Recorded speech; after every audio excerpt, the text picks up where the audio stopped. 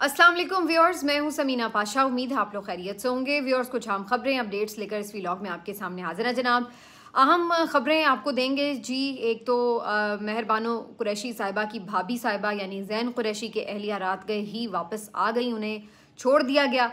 इसके ऊपर आपको तफसीलात बताते हैं। इसके साथ साथ जो स्टूडेंट्स हैं पंजाब कॉलेज के, और बल्कि अब तो ये कहा जा सकता है कि मुख्तलिफ कॉलेजेस के, उनका एहतजाज बढ़ता चला जा रहा है और पंजाब के मुख्तलिफ शहरों में फैलता हुआ अब इस्लामाबाद तक भी चला गया है।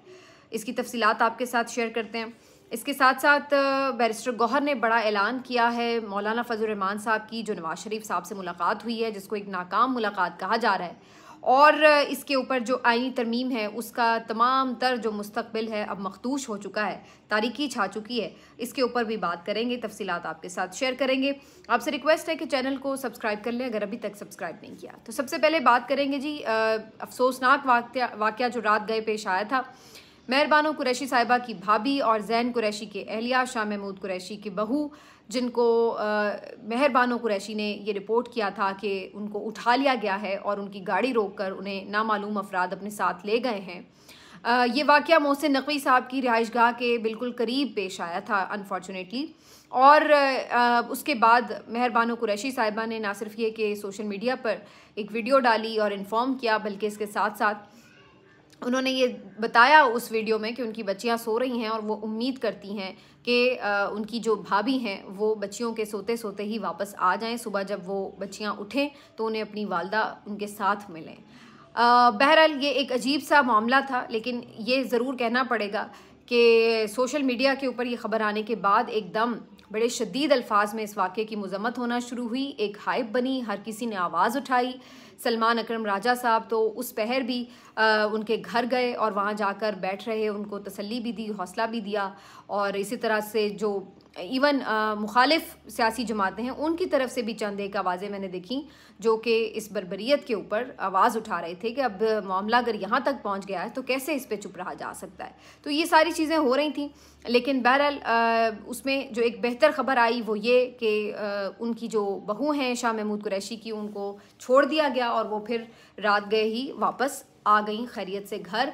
और फिर मेहरबानो कुरैशी साहिबा ने इस बात की तस्दीक भी कर दी। तो ये एक वाक़या पेश आया। अगरचे इस पे PMLN के बहुत से लोग तो ये भी एक नैरेटिव बनाने की कोशिश कर रहे हैं कि असल में तो उन्हें कहीं उठा के ले जाया ही नहीं गया था, ये सारा वाक़या इन्होंने खुद जो है वो ड्रामा किया। और इस तरह देखिए, इतनी ज़्यादा हमें बेहिसी का मुजाहरा नहीं करना चाहिए सियासत में कि जी अगर कोई बहू बेटियों की इज़्ज़त के ऊपर जो है इस तरह आप कह रहे हैं कि जी वो बात कर रहा है, तो यानी वो इस हद तक गिर गया है कि वो खुद ही अपनी बहू बेटियों से मुतल्लिक ड्रामेबाजी कर रहा है। तो थोड़ी सी शर्म आनी चाहिए इस तरह के अल्फाज इस्तेमाल करते हुए।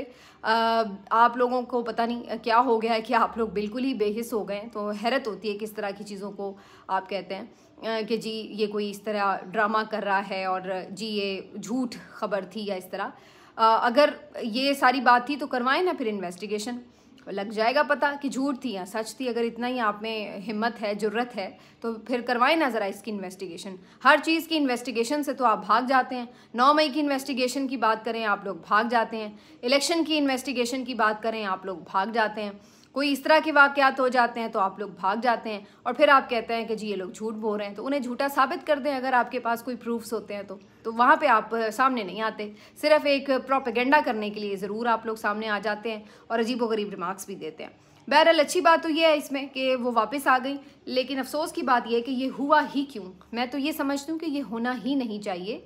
ये एक नई लो है जिसको हमने टच किया है, तो ये अफसोस की बात है। बहरहाल मेरे लिए तो ये स्टिल अफसोस की बात है। बहरहाल जी अब थोड़ा इससे आगे बढ़ते हैं। जो हुकूमत है उसके लिए सब अच्छा नहीं है। एक फ्रस्ट्रेटेड हुकूमत है ये इस वक्त, क्योंकि हर तरफ से लग रहा है कि एहतजाजों में घिरी हुई हुकूमत है। एक तो PTI का एहतजाज मुसलसल ही उनके साथ है जो इस वक्त चल रहा है। कभी अच्छा होता है, कभी मौसर एहतजाज कर पाते हैं, कभी नहीं कर पाते, और ये सब उनके साथ जो स्ट्रैटेजी उनकी चल रही है। तो एक तो वो एक सियासी एहतजाज का उन्हें सामना था ही।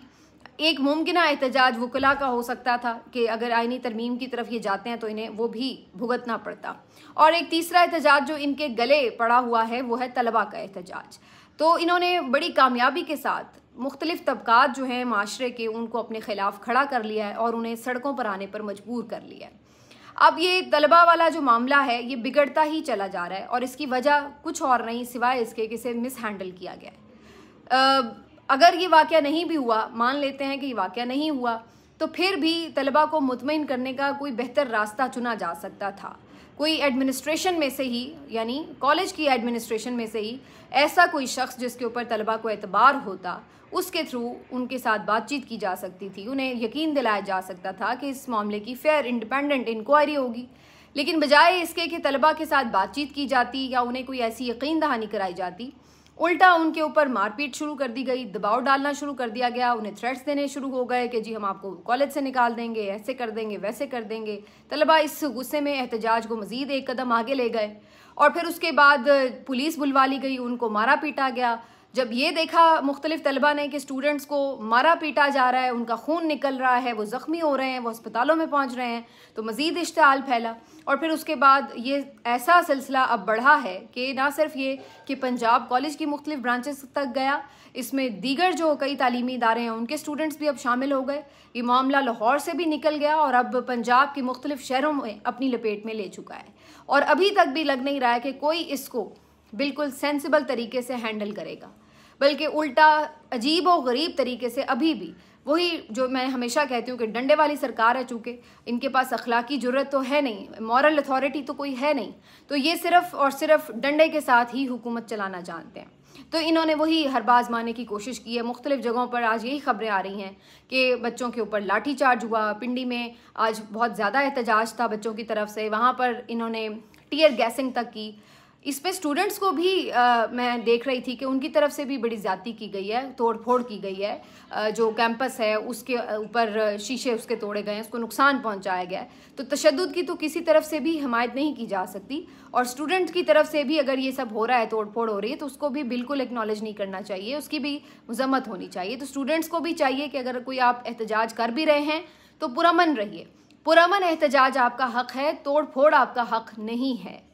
पिंडी में अलबत्ता स्टूडेंट्स के साथ जो लाठीचार्ज हुआ, जिस तरीके से टीयर गैसिंग की गई, उसकी वजह से और भी इश्तियाल बच्चों में फैल रहा था और ये सिलसिला बढ़ते बढ़ते अब सूरत हाल वहाँ तक चली गई है कि इवन इस्लामाबाद में भी जो स्टूडेंट्स हैं वो एहतजाज कर रहे हैं। तो ये बड़ी कामयाबी से एक नई मुसीबत मरीम नवाज़ ने अपने गले डाल ली है और उसमें जलती पर तेल का काम इनकी कल की प्रेस कॉन्फ्रेंस ने किया, जिसमें इन्होंने मुख्तलिफ़ तरीक़ों से स्टूडेंट्स को भी और उसके बाद मुखालिफ सियासी जमात को भी, इसके साथ साथ मीडिया के लोगों को भी जिस तरह से धमकाने की कोशिश की, वार्निंग्स देने की कोशिश की, उल्टा उसका असर हुआ। और फिर उनकी इस प्रेस कॉन्फ्रेंस में कई तज़ादात नज़र आए। मिसाल के तौर पर जिस बच्ची को उन्होंने अपने साथ बिठाया, वो जब बात करने लगी कि जी मैंने तो ये बात ही नहीं की थी कि मैं आई विटनेस हूँ, वो तो दूसरी बच्ची थी जो ये बता रही थी, आई विटनेस तो दूसरी बच्ची थी।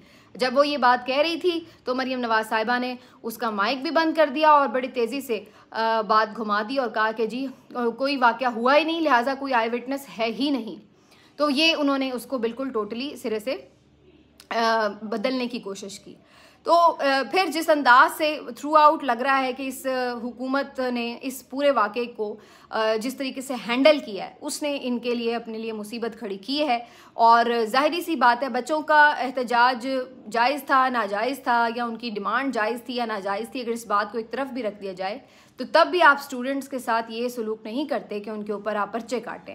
आज इन्होंने बाकायदा 150 के करीब जो स्टूडेंट्स हैं उनको पर्चों में नामज़द किया है, कुछ गिरफ्तारियां कर भी ली हैं और कुछ लोगों को इन्होंने इसी तरह से आज जो है वो पकड़कर हरासा भी किया। तो ये सारी चीज़ें जो हैं ये थ्रू आउट जो है होती जा रही हैं और ये समझ रहे हैं कि ये इनकी कामयाबी है कि इस तरीके से एहतजाज दबाया जाएगा। तो ऐसा नहीं हो सकता, एहतजाज इस तरह दबते नहीं हैं, इस तरह बढ़ते हैं।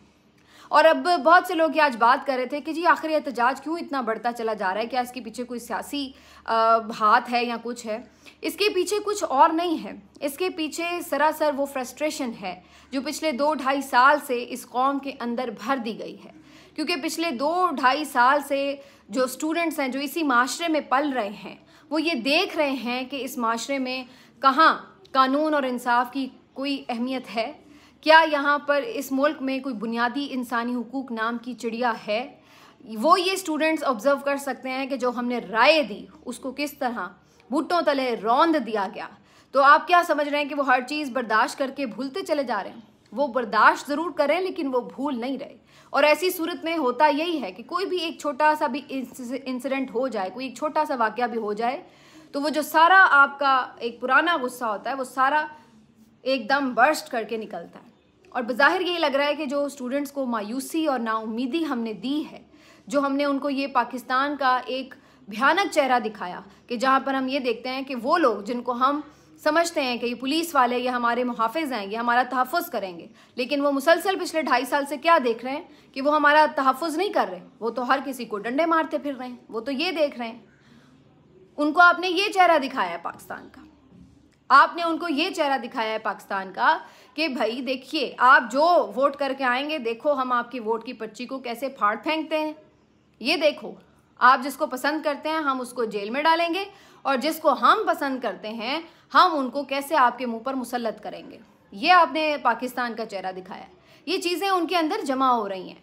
ये वो बेवकूफ़ लोग नहीं हैं कि जिनको आप कोई भी 2-4 मीडिया के एनालिस्ट ख़रीद कर एक नैरेटिव दे देंगे और वो कहेंगे कि जी बस इस बंदे ने ये कह दिया लिहाजा इसके ऊपर जो है पूरी तरह ईमान ले आया जाए। अब वो दौर नहीं रहा। वो हर चीज़ की हकीकत उन तक पहुँचती है और वो अपनी राय ख़ुद बनाते हैं, किसी के बनाने से उनकी राय नहीं बनती।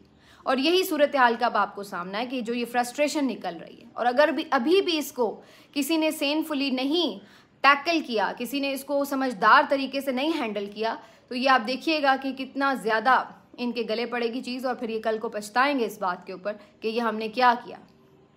बहरहाल दूसरी तरफ इनकी जो साजिशें हैं वो जारी हैं और जो आईनी तरमीम के हवाले से कोशिशें ये कर रहे थे उसमें बुरी तरह इन्हें नाकामी का सामना करना पड़ा है। मौलाना फजल रहमान साहब को इस मामले पर दाद देनी पड़ेगी, जिस अंदाज से उन्होंने ये सारा एक चक्कर चलाया कि इनको इंगेज भी रखा और एंड वक्त तक इनको कुछ दिया भी नहीं। और कल की भी जो मुलाकात थी उसमें खबर ये आ रही थी कि जी मियां नवाज शरीफ साहब इस बात पे बज़िद थे कि आईनी अदालत तो हर सूरत चाहिए वरना तो तरमीम का फ़ायदा ही नहीं है। लेकिन मौलाना 1 इंच भी अपने मौक़िफ़ से पीछे नहीं हटे और उन्होंने कहा कि आईनी अदालत बिल्कुल कबूल नहीं है। आईनी बेंच के ऊपर अब जो ताज़ा खबर आई है कि फिर भी इत्तफाक हो गया है कि जी ठीक है आप आईनी बेंच बना लें। तो आईनी बेंच बनाने में किसी को क्या एतराज़ था, वो तो वैसे भी सुप्रीम कोर्ट के इसी जो पूरा सिस्टम एक चल रहा है उसी के अंदर से इन्हीं जजों से बनता है। और प्रैक्टिस एंड प्रोसीजर एक्ट में तो लास्ट टाइम भी ये तय हो गया था कि लार्जर बेंच बना करेगा आईनी मुकदमात के लिए, तो इसमें ऐसी कोई नई चीज़ तो है नहीं। तो अगर इस पर आपका इत्तफाक हुआ है तो बेसिकली ये मौलाना की कामयाबी है, ये इस हुकूमत की कामयाबी नहीं है। दूसरी बात ये कि जो मेन आपका आइडिया था जिसके ऊपर आप मरे जा रहे थे कि आईनी अदालत ना बनी तो पता नहीं क्या हो जाएगा उन 200 मुकदमात का जो आईनी अदालत में चलने हैं, तो वो आपको बुरी तरह उसमें नाकामी का सामना हुआ।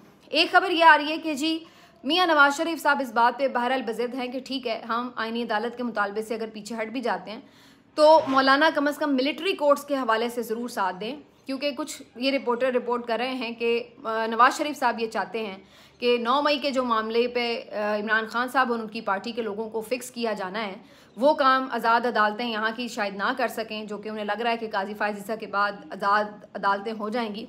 वैसे ऑनेस्टली मुझे तो फिर भी नहीं लग रहा लेकिन उनको ये खदशा है।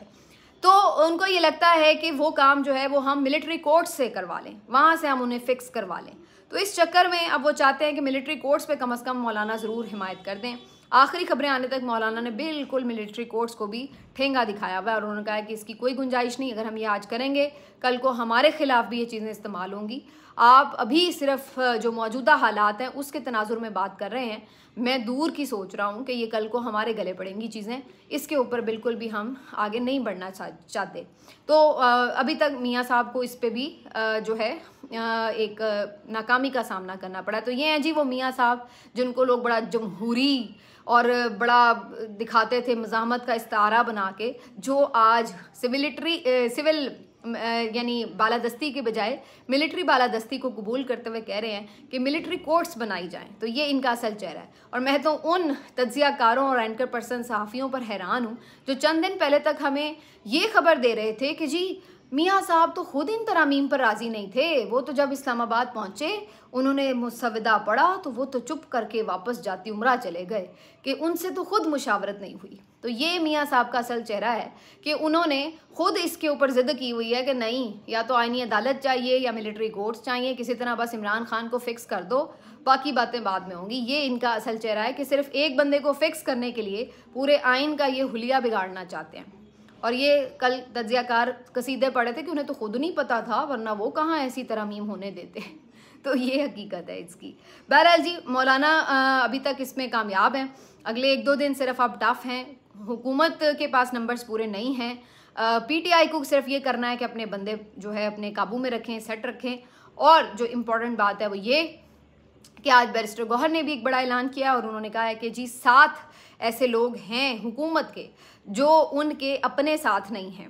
और बैरिस्टर गौहर का ये कहना है कि अगर आईनी तरमीम ये ले भी आए पार्लियामेंट में तो इनको मंजूरी के लिए नंबर्स पूरे नहीं मिलेंगे, क्योंकि इनके तो अपने लोग इनके साथ पूरी तरह नहीं खड़े। तो 7 लोग ऐसे हैं जो बिल्कुल इनको वोट नहीं करेंगे। उन्होंने कहा कि हमने किसी को अप्रोच नहीं किया, ना हमने किसी को किसी तरह से भी इसमें अपने साथ मिलाने की कोशिश की है। ये वो अपनी उनकी चॉइस है और वो समझते हैं कि ये गैर आइनी तरमीम है और हम उसमें वोट नहीं कर सकते। तो हुकूमत को वो कह रहे थे कि सरप्राइज़ मिलेगा जब वो ये तरमीम पार्लियामेंट में लेके आएंगे। तो बहरहाल ये भी उनकी तरफ से एक बड़ा ऐलान है। खैर ये वैसे कोई बिल्कुल ही बेसलेस ऐलान इसलिए नहीं कि मैंने ये खबर और भी 2-3 लोगों से सुनी है कि ये इसी तरह का मामला है और कुछ लोग शायद हुकूमत के अपने भी पीटीआई के साथ राब्ते में है। तो ये बात मैंने ऑलरेडी भी सुनी है।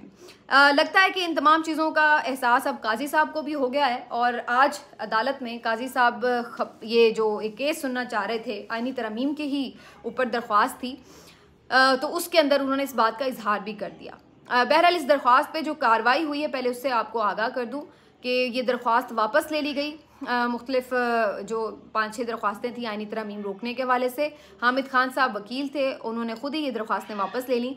तो इस पे काजी साहब ने उन्हें कहा कि आप ये दरख्वास्तें वापस ले रहे हैं, आपकी उस दरख्वास्त का क्या हुआ जो आपने 8 फरवरी वाली डाली थी। तो फिर खुद ही कहने लगे कि हमने तो वो अपने दौर में नहीं लगाई, अब लगता है मेरे जाने के बाद वो लगेगी। तो काजी साहब जो हैं इस तरह से उन्होंने एक इंदिया ज़रूर दे दिया कि अब वो जा रहे हैं, वरना तो उनके मुंह से कभी ये बात निकलती नहीं थी कि वो जाएंगे भी। तो अब उन्हें लगता है मायूसी हो चुकी है कि बात नहीं बन रही किसी तौर, अब उनको जाना ही पड़ेगा। तो आज उन्होंने अदालत में भी ये बात कह दी। हामिद खान साहब ने भी बस उन्हें यही जवाब दिया कि आपका बहुत शुक्रिया, थैंक यू सो मच। और फिर उसके बाद ये केस की समाअत नहीं हुई क्योंकि उन्होंने दरख्वास्त नहीं वापस ले ली। तो ये सारी कहानी है। बहरहाल दरख्वास्त वापस लेना इसलिए ज़रूरी था कि एक तो जो हाई कोर्ट्स हैं वो इसके ऊपर कोई फ़ैसला दे सकती हैं 1 आध दिन में, और दूसरी बात ये कि बज़ाहिर वैसे ही इस आइनी तरमीम के लिए अब हुकूमत के पास नंबर पूरे अभी तक नहीं हैं, और अगर किसी स्टेज पर जाके कोई नंबर पूरे होने की बात हुई भी तो वो ही बात है कि ये एक होम्योपैथिक सी शायद तरमीम हो सकेगी, जिसमें जो मेन हुकूमत का मकसद था कि काजी साहब को हर सूरत रखना है, आइनी अदालत हर सूरत बनानी है, मिलिट्री कोर्ट्स बनानी है, हाई कोर्ट के जजेस को इधर उधर शफल करना है, ये वो बातें, तो ये इनके जो मकासद हैं बहरहाल उसमें पूरे नहीं हो सकेंगे। मिलते हैं आपसे अगले व्लॉग में, अपना ख्याल रखिए, अल्लाह हाफ़िज़।